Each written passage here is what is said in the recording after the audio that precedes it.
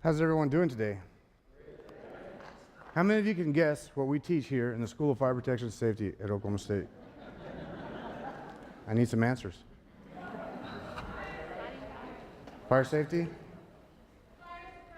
Fire suppression? That's all true. Most people think that we teach firefighting, and we don't. Matter of fact, we don't teach firefighting at all. It's really hard to overcome that perception when the first name of your academic department is fire. About 4 years ago, I went down to Houston to talk to a guy named Jerry Winchester about some ideas that I had and some things I wanted to do. And together, he helped me make a plan. And here we are. We teach the practical engineering aspects of fire protection, occupational safety, and human exposure science. We keep you and those you love safe, even as you sit here today watching this presentation. The beauty of this is that if we're doing our jobs well, you'll never know we exist. And that's not a good thing. I want to take this opportunity to introduce you to us. We strive to prevent all fires and accidents, but sometimes we're fooled by randomness. Here, termites forage randomly, and the food was randomly placed. But we're going to demonstrate how random action by the termites leads to self-organization in a pattern that we all recognize. Does this remind you of anything? How about population shifts or animal-mediated seed dispersal? Now that's a tongue twister. Let's explore how random lightning strikes create patterns. At the bottom, we see the development of a power law curve, which defines the probability of a cascade event, or an event that spreads like an epidemic. The y-axis is probability of a fire, and the x-axis is percentage of the forest burned, or consequence. Forest fires spread like epidemics. Interestingly enough, this pattern that we have here at the bottom has no average. Now we will build on the concepts of power laws and epidemics to determine the probable maximum loss of a random failure in the Los Angeles power distribution network. Probable maximum loss is a worst-case estimate of loss or consequence. Insurance companies are very concerned with this. So are we.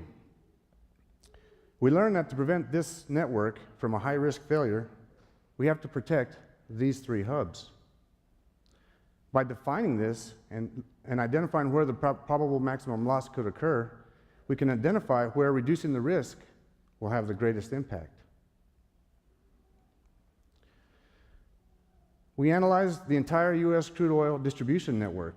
What we learned might surprise you.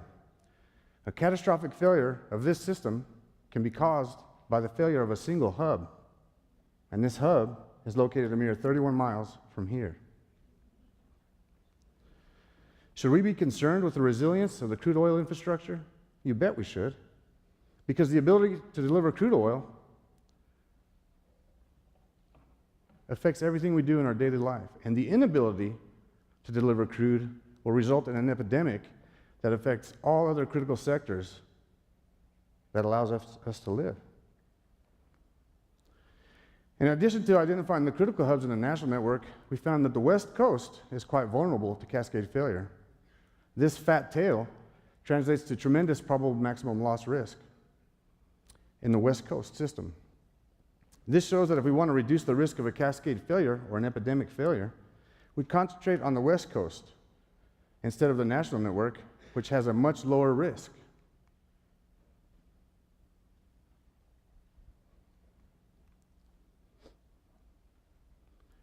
A surprising finding was that the addition of the Keystone XL pipeline, which will start in Alberta, Canada, and run down to Steel City, Kansas, reduces the risk of a cascade failure in the national system.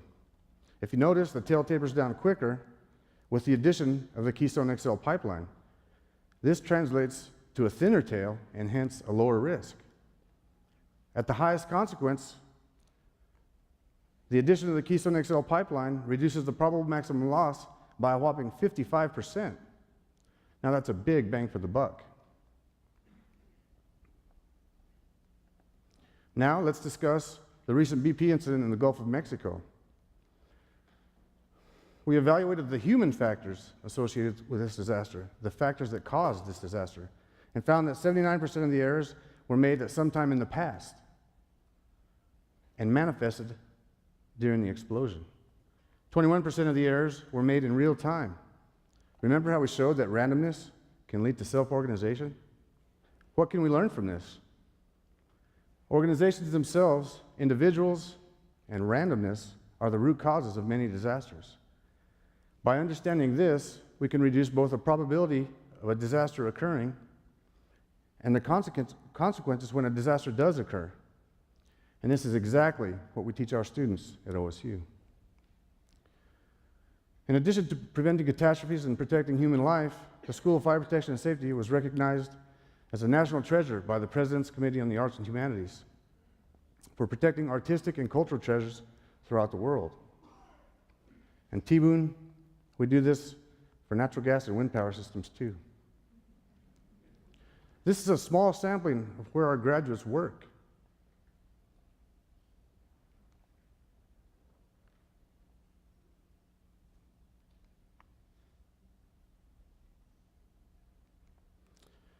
This map represents the 114 countries where School of Fire Protection and Safety alumni strive to keep the world safe.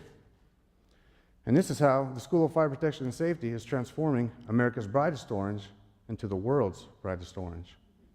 Thank you.